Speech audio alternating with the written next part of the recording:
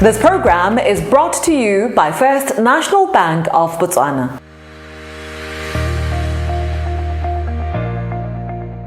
Good evening and welcome to another episode of First Issues. The global economy thrives on innovation, yet a vast reservoir of creative potential remains untapped in underserved communities worldwide. Entrepreneurial development is not merely about launching startups in major hubs. It is fundamentally about identifying, supporting, and scaling the solutions that emerge organically from those closest to the problems. When there is failure to support grassroots innovators, there is not only a loss of individual ventures, but a forfeiture of crucial context-specific technologies and business models essential for sustainable growth. The financial and infrastructural hurdles ensure that countless inventive solutions, often low-cost, high-impact, and perfectly suited for local conditions, never advance beyond the prototype stage, remaining unclaimed genius. This is where the work of Thabiso Mashaba and his team at These Hands Global Social and Sustainable Enterprise in Botswana are a counter-narrative to this loss. Recognizing that innovative ideas are abundant, but resources very scarce in rural Africa, These Hands focuses on co-creation, skills transfer, and capacity building. Through their efforts, they and their partners have successfully trained over 5,000 grassroots innovators across 14 rural innovation centers and 30 chapters in Southern Africa. With this feat, First Issues spoke with Thabiso Mashaba all the way in New Zealand via Zoom meetings. Thabiso, thank you so much for coming on First Issues. We're here to talk to you about your social enterprise, These Hands, and we want to know how did you come about recognizing that the gaps that you're solving for within the communities that you operate are worthy for you to enterprise? It's all really a personal story. My background is of a child to parents that their parents were refugee settlers to Botswana. So I've lived and experienced life in all forms and realities, growing up in rural community as far as Tsabong, Gumare, you name it. So I stayed everywhere because my parents were both working for the local authorities. So wherever they lived, I lived with them, and I got to experience the challenges that those communities were faced with. I was honored as well from a young age to be raised by the Nama and the Sen within the Kalahari district. And these played a very, very, very vital influence in my life because I started questioning things, and my mother would always try to give me answers, and I felt the answers were not enough. So growing up, I had this burning desire to speak on behalf of those that could not speak on behalf of themselves. And as I kept growing, I realized that there's several other things that I could learn as skills that I could potentially try and put together as something that will support them. What would you say has been a key highlight or some key highlights that help you keep going and actually inform how you tackle entrepreneurship, but most importantly, how you help the communities that you are aiding? I would say generally there is a lot of positives and some slight challenges. So the biggest success for me to date is the over 5,000 people that we've managed to train within 17 communities in Botswana. And many of these are people who, under normal circumstances, would not be able to get jobs, or were people who were looking for jobs, or people who had lots of skills, having gone to school, but because of the unemployment situation in Botswana, they couldn't get jobs. So having empowered these people to realize that together with with people they stay with in their same locality, they could come up with a simple solution that addresses even a very, very big challenge, and then turn that into a simple community business that which they could use to sustain themselves, employ others in the community, has been the greatest success factor. You have helped over 5,000 individuals with these hands. What has been a common mistake or some common mistakes that are made across the board that you think that if they were to be addressed, especially within the socio-economic sector, they would lessen the burden of such efforts tenfold? I think the biggest one, which is what we've been trying to work on, really our main disruption, is development for people staying in communities that we work with. So they could be staying in refugee camps, they could be staying in rural communities or indigenous people's communities, is that it's usually designed by government entities or development agencies, but with a top-down lens. So they would say, oh, research tells us that in Afghanistan this was done, maybe we could buy that and deploy it in this community. That's the first failure of development, because you are transferring something which is knowledge and a challenge from somewhere else, just dumping it into another area where the people in that locality were never engaged, the skills that they have were never engaged, the need that they are actually really faced with was never really understood, and then we deploy a development intervention to them. Challenges that they will own it, chances that they will actually run with it are pretty slim. And that's why in most of these communities where you'll find a big biodigester that was developed by United Nations Development Program is just lying there. By decentralizing the innovation process and running programs that teach participants to create useful, low-cost technologies like hand maize shellers and producing washing powder from vegetation, Thabiso and his team are not just providing tools. They are creating local, resilient, entrepreneurial ecosystems. We've come to the end of this segment, but do stay tuned to First Issues.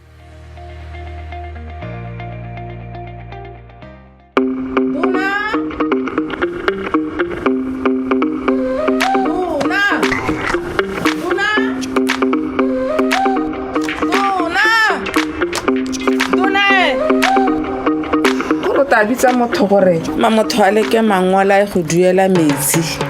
Mama, ka mala jana o tlhoka le go tsamela kgakala gore go duela metsi. FNB re diretse tiro motho. Senthe. Ma kwa go marekisetsong a ile gore ana le tshwala FNB Cash Plus. So se tlhokanyela ke o mangwa ga go mo tirisong le reference number e bon dinomoro tse diriswang go rurahatsa dituelo tsa gago. FNB what? FNB Cash Plus.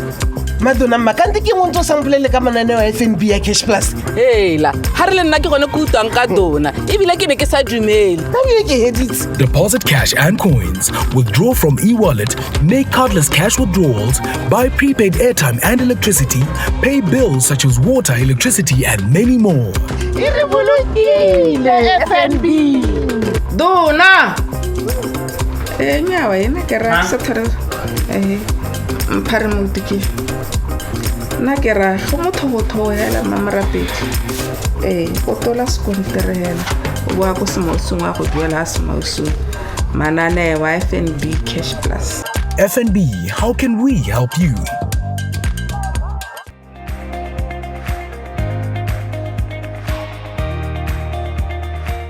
Welcome back to First Issues, where now we focus on the challenges that entrepreneurs face running their enterprises, where tonight the segment's spotlight is on total branding agency, Evolutionary Branding.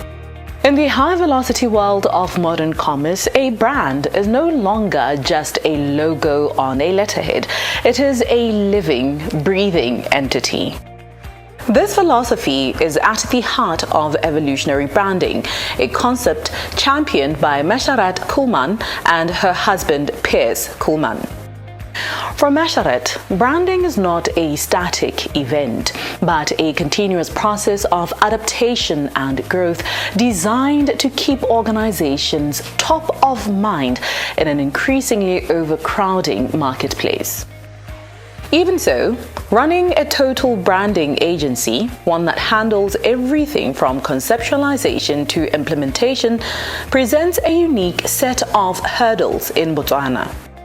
While the country offers a stable economic foundation, entrepreneurs like Mesharet still face specific market growing pains. We sit down with her at the shop to unpack some of these and how they as a business have managed to navigate them. Entrepreneurship it's a growth journey. You never stop growing with it. You learn something new every day. But in terms of growing pains, because we started straight out of university and we were young, this business thing, it was just something that we were learning as we went along. So there were no systems in place, there were no processes. Pierce and I were always the ones on the ground doing all of the work. So it didn't give us a chance to actually step back and say, okay, this is our business, how are we going to make sure that it grows, what's our future path and everything. So in terms of systems and processes, that's always been a challenge. It's a learning experience, putting systems in place. It's still something that we are working on as we speak. You don't want your business collapsing just because you're sick or you want to go on holiday. And another challenge that we faced and continue to face is cash flow. I think that's a general challenge that small businesses face in Botswana, internationally as well, because ever since COVID it's been worse as well, because our suppliers insist on payment upfront, but the Botswana corporate culture insists on 30 days, 60 days, sometimes even 90 days to pay from the time you've invoiced. It's just a day-to-day challenge, having to figure out how you're going to finance. You get a really nice order, you're celebrating, and then the next second you're thinking, oh no, how am I going to pay for this job and make sure that I deliver? There's also that personal aspect of it, because our business is a family-run business. It's difficult to strike that work-life balance, because work is our life. If things don't go well at work, things don't go well at home, because that's our only source of income. So it's just been it's been a learning curve in terms of personal growth and learning how to manage stress and anxiety. To say, okay, when you leave the office, leave that work and stress at the office. When you're at home, just be at home, be with the family, enjoy your time at home and everything. So then how are you navigating those hurdles? How are you innovatively trying to tackle them? In terms of the systems, that one, there's no shortcut. It's about time and effort, sitting down and documenting and getting all your processes in place. For the cash flow, we've managed to establish relationships with our banks to be able to get purchase order financing. There's some clients who've agreed to give us deposits so that we'd be able to get the jobs done at least. And since COVID, a lot of these corporate clients have actually improved in the sense of paying faster. So it's fewer and fewer corporations and companies that take a long time to pay now. If you had been privy to some of these challenges before you started your journey into entrepreneurship, do you think that you would have still pursued this path? I would not choose anything else. As stressful as it can be, as much as we can complain, I can't see myself in formal employment. Entrepreneurship affords you a freedom and independence that you can't get in formal employment. I would not choose anything else. It's been a learning experience, so I would definitely do it again. Do you have any regrets maybe about what you could have done differently now that you know more on this journey? Honestly, I don't believe in regrets. I've always been of the belief that failures or mistakes should be taken as a learning lesson. So I don't have regrets. I mean, there were deals that shouldn't have been done. There was growth that should have waited. The timing was wrong. There are things that happened, but without that, we wouldn't be where we are right now. So yeah, we take it as a learning experience. Get the lesson, learn from it, and move on. Despite these challenges, Mesharat Kuhlman's work underscores a pivotal shift in Botswana's business culture. By moving away from simple visual elements like taglines and colors, her approach encourages local firms to build sustainable brands that can compete not only in Botswana but also on a global stage. And on that note, we will see you shortly after commercial break. Stay tuned to First Issues.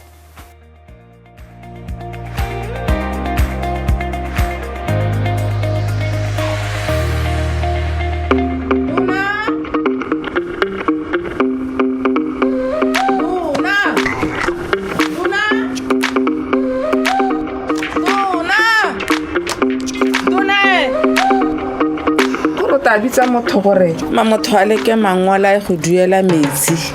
Mama, ka re male jana ha o tlhokana le go tsamela kgakala gore go duela metsi. FNB re diretse tiro motho. Emma kwa go marekisetsong a ile gore ana le tshwao la FNB Cash Plus. Se se tlhokanyela ke o mang wa gago mo tirisong le reference number e bong dinomoro tse diriswang go rurihatsa dituelo tsa gago. FNB what? FNB Cash Plus. Madonna makante ke motho samplele ka mananeo a FNB ya Cash Plus. Hela ha re le nna ke gone go utlwang ka dona ebile ke ne ke sa dumele. Deposit cash and coins, withdraw from e-wallet, make cardless cash withdrawals, buy prepaid airtime and electricity, pay bills such as water, electricity and many more. FNB. Dona nyawa ena ke ra sa thara mpare motiki na ke ra go motho hela mamratedi o tola skontere hela o bua go semosong wa go duela semosong manane wa FNB Cash Plus. FNB, how can we help you?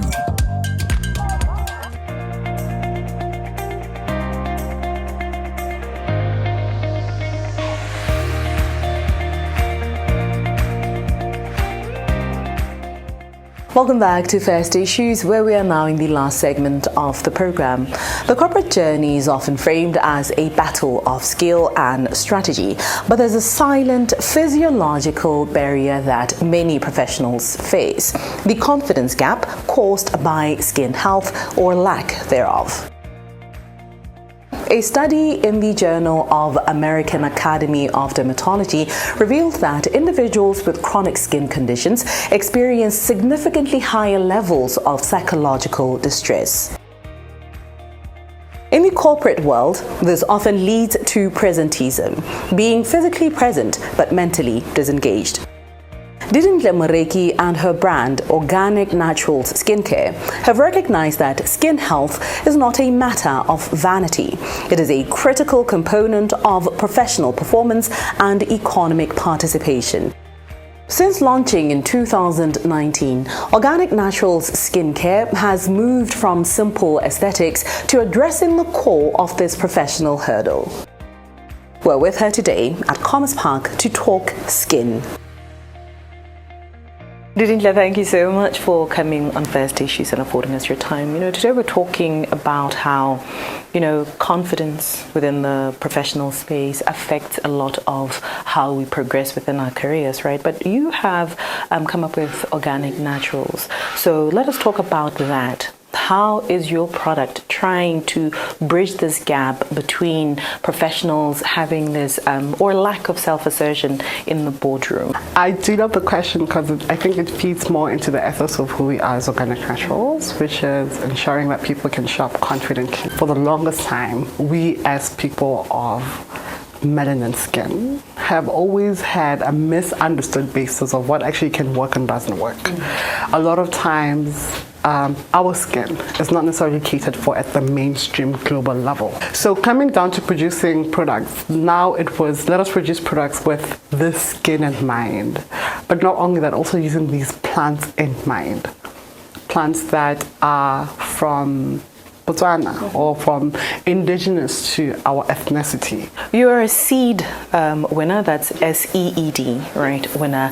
And that's one of many that you have been recognized with in your space, right? But my question is, how do these global recognitions and awards help you or help affirm, your position in changing the African professionalism landscape? It's unfair for me to say that entrepreneurship is a game of clicks, and I hate to say it. I genuinely hate to say it, but it is one click, if I could call it that, or one status that affords you the luxury of sitting in a better position than another.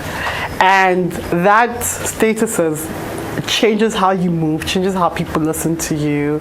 It affords you an affluency over time. Someone can come and say, what are the positives of this? The positives are a lot, and there are many. You use SEED as an example. SEED, every single year, there's a grant that is won in a different country. That community in itself gives you peers that you can get to problem solve with, that you can get to meet. There was a company that we met actually in Malawi through SEED as well in 2023. And this man makes fertilizer out of urine. The way communities are now being able to give him the raw materials and he being able to make fertilizer out of it made me to think, how exactly could I think of organic naturals in a way that I could come to lead more into communities. I'm actually even going far. Mango Craft won SEED a year after we got SEED, a company here in Botswana. And now you get to notice that there are actually companies within your ecosystem that you can lean on to, have conversations with, to figure out how exactly could we be able to problem solve this.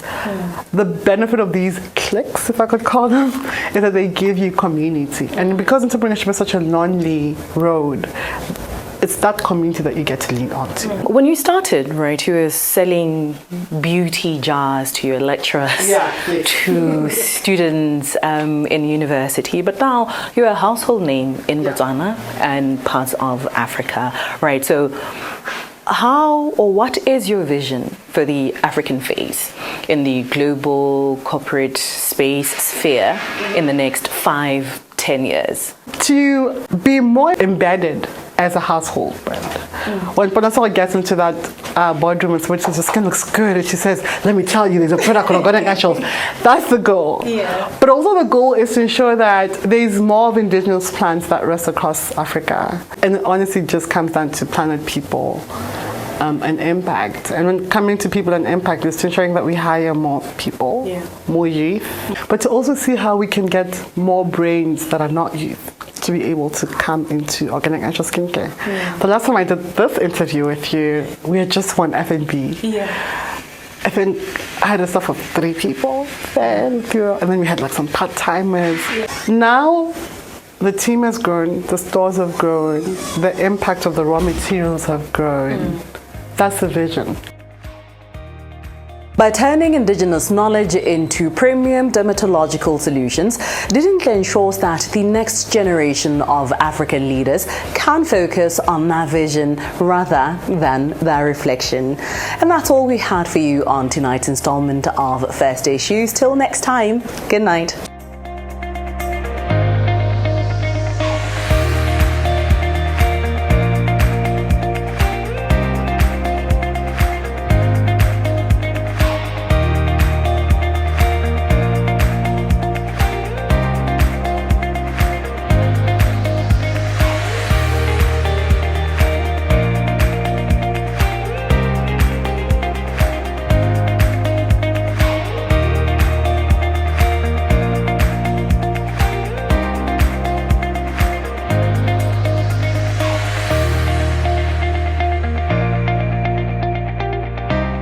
This program was proudly brought to you by First National Bank of Botswana.